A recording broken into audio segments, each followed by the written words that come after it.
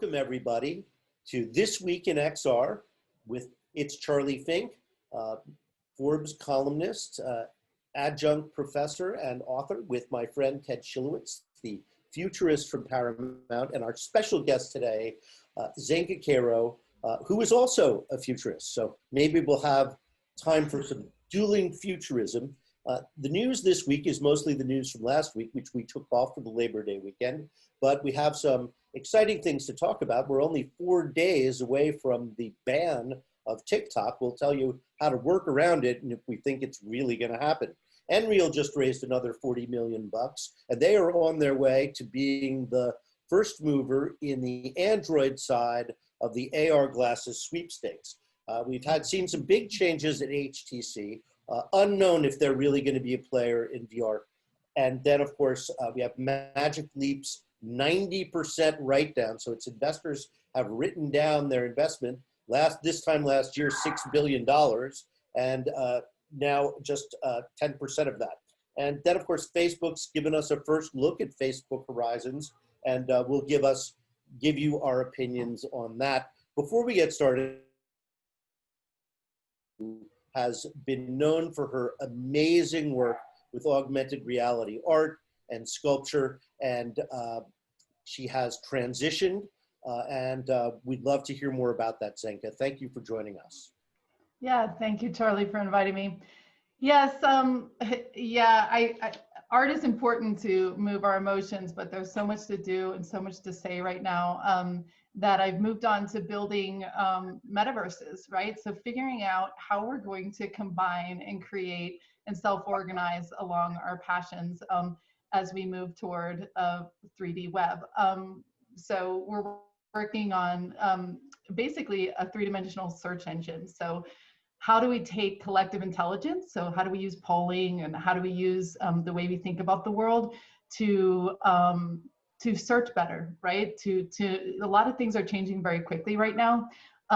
So, you know, getting a search with just a page of text when what you want is on page 5 isn't going to cut it anymore. So we're really looking at redesigning that, and it's been very exciting. That's great. I can't wait to see it when you're done. A few things to talk about this morning. First of all, today is 9/11. It's the 19th anniversary of everything changing.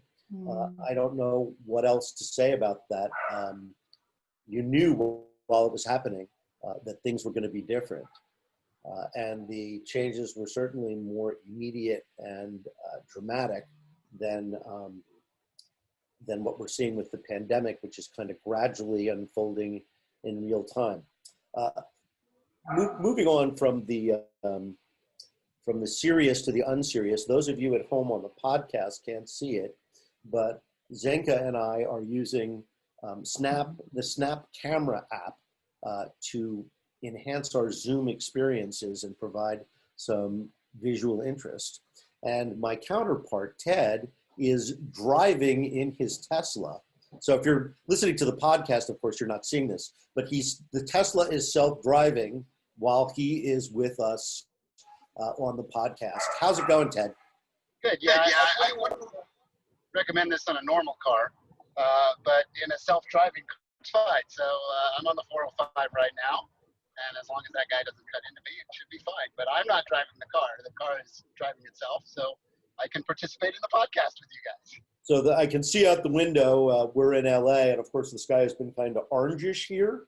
I know in the Bay Area it's been insane, and I understand it's raining ash there, which so far we have avoided, but very scary times with regard to climate change. Speaking of scary, it looks like in 4 days, the US government is going to try and ban TikTok. How would that work, Ted? Yeah, it's, you know, I've only been kind of cursory following this because I feel like the nonsense layer on this is at the highest sort of level. There's just so much level of like, what's really going on, and is this really a threat compared to the actual real significant real threats that our country is facing right now? Almost takes us to a point of ridiculousness, like maxed out at the absolute max, right? I think the thing we have to worry about least is TikTok TikTok taking over the world. The thing we have to worry about most is our current government doing really awful things and continuing to do them. So I guess, from my perspective, much ado about nothing is sort of my opinion on that. And it'll be interesting to see what does indeed happen, but truthfully, it is very little, occupying a very small space in my brain, because I just think the relevance of it is extraordinarily minor.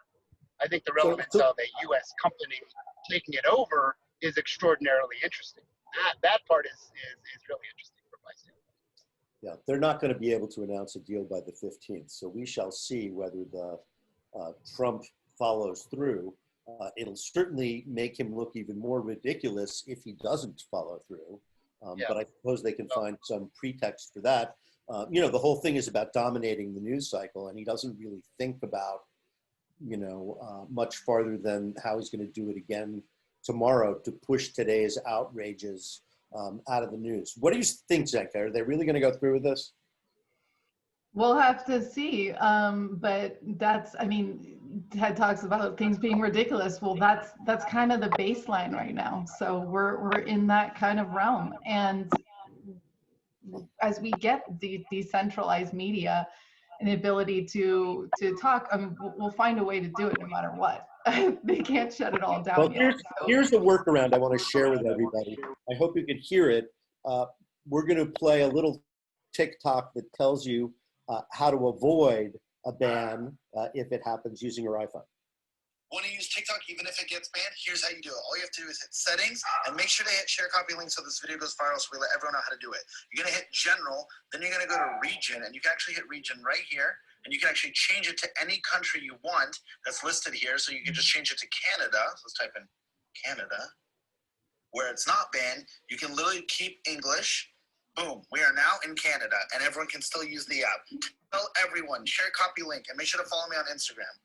Right. So on Instagram, I am CD Fink on Instagram. So that is in my history of posts, and I hope that helps you. So our friends at Enriel have made an amazing, rather bulky, but still glasses-like pair of AR VR glasses that's powered by the latest Qualcomm chip, and they are coming out this fall.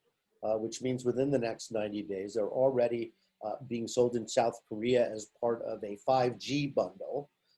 Unclear what partners they're going to have in the United States. Developers love the nReal. They keep talking about it in a way that they never talked about magically, Ted. What can we expect? Yeah, so Chi and I are friends, the CEO of that company. We talk quite a bit. And they're on an interesting trajectory, that company, right? Because they're building what I would call kind of a bridging device, that it still uses a smartphone as its power. And it's effectively a very advanced, fairly lightweight, fairly comfortable head-mounted display that actually works pretty well and will be fairly low cost. And they've built some partnerships with some of the telcos and some of the mobile phone providers in Asia and soon to be in North America. And they're raising what we would call an appropriate amount of capital to achieve their objectives. And they are achieving those objectives. It's still not a device you're going to sort of wear all the time, but as a device to kind of extend your reality past that 5 or 6 inches of your magic screen and stick it on your head and grow that screen to kind of any size you want, it's a very distinctive and important step in the evolution of what we call the post-smartphone world. So it's something I'm keeping a very close eye on, and I'm very close ties with that company. Spend a lot of time talking with them and strategize with them about how we're going to use it for entertainment. Let's jump over to HTC, a company which was very important in the commercial launch of VR along with Oculus in 2015. And it looked like the HTC Vive was outselling the Oculus Rift for a period of time. They built a distribution platform for VR experiences to compete with Steam called Viveport. And they also had a big management change about a year ago where they brought in Yves Maitre, who was a French telco executive to run HTC. He recently resigned with the blessing of the board. He's moving back to France. The pandemic has kept him away from his family for almost a year, they said. But there may be something more afoot here. Cher Wang, the chairman, back in charge. Zenka, what do you think? Is HTC still a factor in this world? Yeah, I mean, they've been trying to beef up their cell phone into, higher quality, but their VR is still a strong competitor and could be what we grow into. People still love the headset. The eye tracking is coming through. They're working on new features. So I think that if they can't get it going with the smartphones, they can at least jump forward and stay as a hero in VR if they keep innovating. Yeah. Ted, are we all going to be sucked into the Oculus, or I should say Facebook VR ecosystem, and making companies like HTC more or less irrelevant because they've chosen this middle space? They're not going like Steam did, high end with the Index. I think they've got to compete with the Reverb from HP. I'm just not having good feelings about them under these circumstances. Yeah, I think you and I are pretty much on the same boat on this. It felt like HTC was at their strongest point when they were partnered deeply with Valve and Steam, and really showing the strength in going after that hardcore core gamer interactive entertainment market. And the last thing I did on my Vive was play Half-Life Alyx, right? And other than that, I'm more using the Quest and the Rift, because the walled garden is just a little more sophisticated and a little better. So I think HTC is starting to fall into that no man's land that Zenka was talking about, where it just doesn't have enough traction anymore to hold the market, right? I mean, the existing customer base is there. They will continue to use theirs. I continue to use mine. But I think the strength of the platforms is starting to show. And this is actually just a telltale sign of the maturity of any kind of area of technology, right? Companies that have more wherewithal start to build up their value quotient, and it starts to work. And HTC, I think, is going to be a victim of that challenge. Well, Oculus, or I should say again, Facebook, just released Horizons, which is their third at bat for a big social world. Zenka, have you been following that? No, I have not been on Horizons. It's right now it's in closed beta, so they're being very selective about who they let in. Riffraff like me, who may have snarky things to say, are being kept away at the moment. But we're seeing lots of videos, and lots of those beta testers are writing on Medium and in other places about their experience with Horizons. To me, it looks like it is a based society. So it will depend, like Second Life did, on people colonizing and building things there that are not only desirable to others, but places where the builder wants to center their online life. And I don't know whether that's going to work. We shall see. It's at the very beginning. It looks like because people have to colonize and build it. They say that their building tools are actually quite good, but in my opinion, the world isn't really filled with builders. The world is filled with occupiers. What do you think, Zenka? Occupiers versus builders? I disagree. The world is filled with builders. People want to build if you give them the right tools and if their friends are there. So if people's friends are on Horizon, they're going to go on Horizon and they're going to have a blast building stuff. Just like Minecraft. The Minecraft generation is ready to build Well, stuff. that is a very good point. What do you think, Ted? Yeah, I agree with Zenka. I think that's right. Between Minecraft, Roblox, and now Sony Dreams, we are starting to see more and more of this self-creationism start to populate across multiple platforms. I think when it comes to Facebook and their aspirations in social VR, they have so much muscle and so much wherewithal that they're going to keep experimenting and monkeying and working on the chemistry until they get it right. Yeah, they can afford to fail over and over again. That's a luxury startups don't have. and they've already failed 3 or 4 times at it.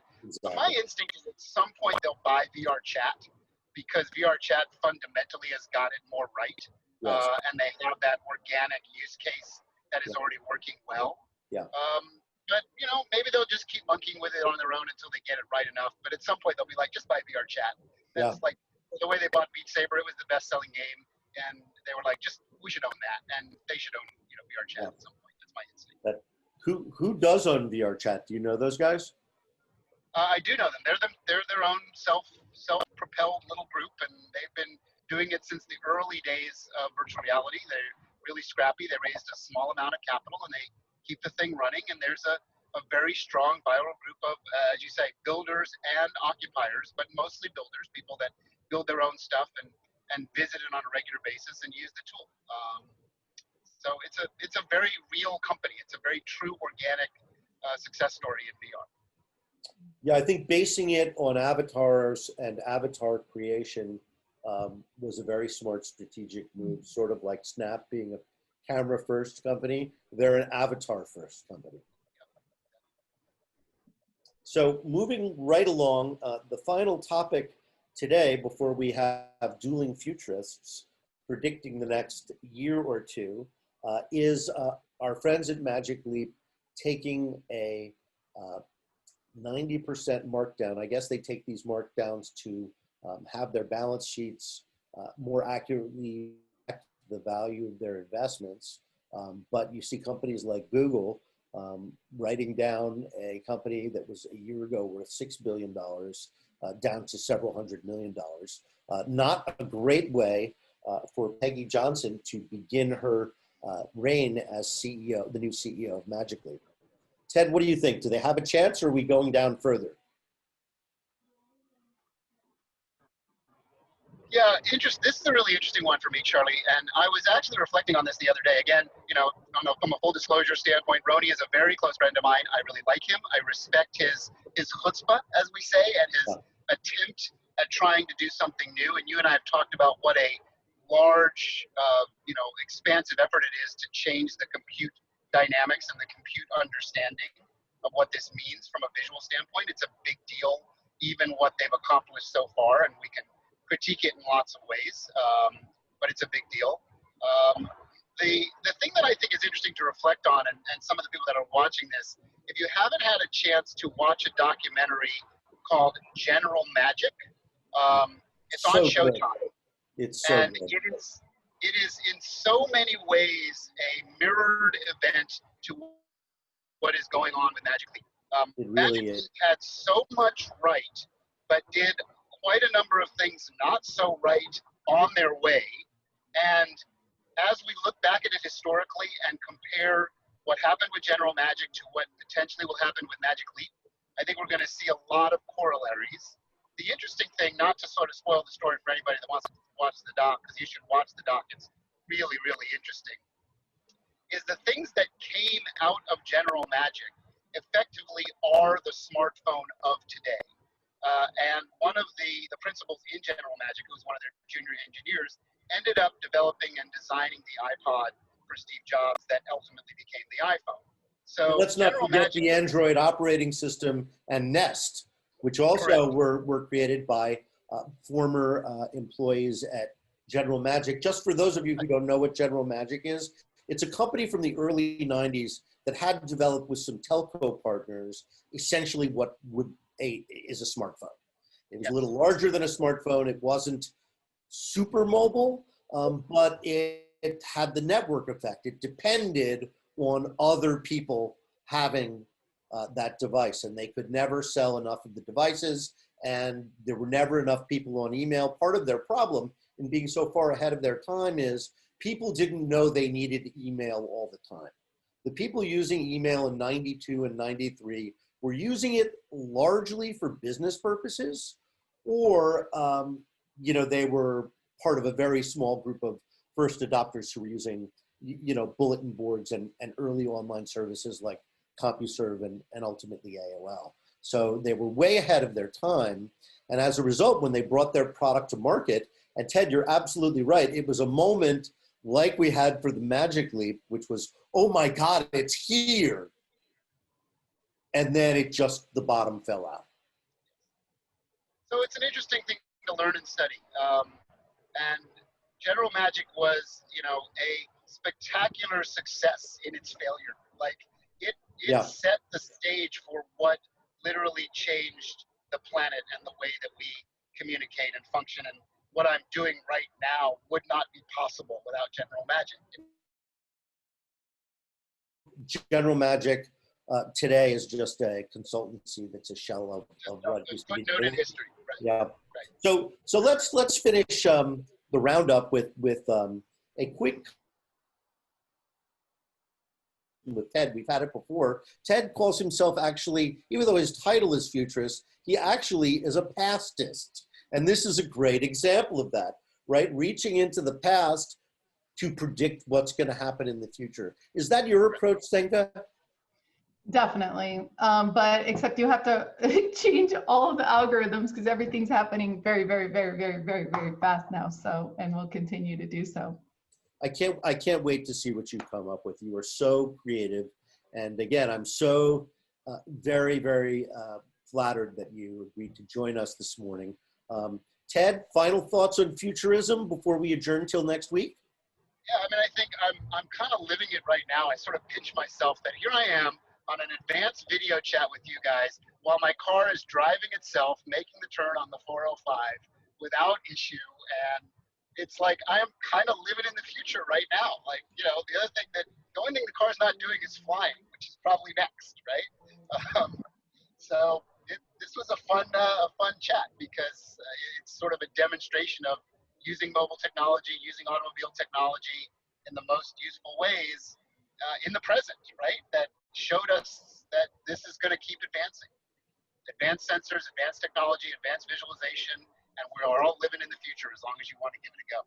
Well, living in the future is a great way to wrap up today's episode of This Week in XR. We'll see you next Friday. Thanks, Zenka.